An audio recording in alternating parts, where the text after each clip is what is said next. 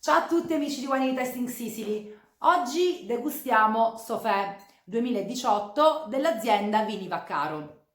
Vini Vaccaro è situata a Salaparuta, nella Valle del Belice, tra i 400 e i 500 metri di altitudine, all'interno dei suoi circa 80 ettari di vigneto. La Vini Vaccaro coltiva sia vitigni internazionali che nazionali. Il nostro Sofè 2018 appartiene alla DOC Salaparuta ed è ottenuto da uve Nero d'Avola.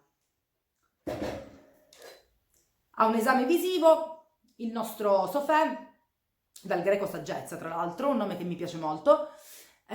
Si presenta con un rosso granato quasi impenetrabile. Al naso sentori di frutta macerata, ciliegie, mora, note speziate, pepe nero e anche erbacee.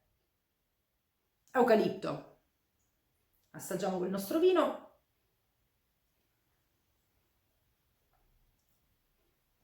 Spiccata acidità, tannino morbido e un vino molto lungo sul finale. Gli abbinamenti che suggerisco sono senz'altro con primi piatti a base di carne, selvaggina e carni rosse. Vi consiglio di degustare al meglio il nostro Sofè 2018 e di seguirci sui nostri canali social, Facebook e Instagram, Wine Tasting Sicily. Al prossimo vino!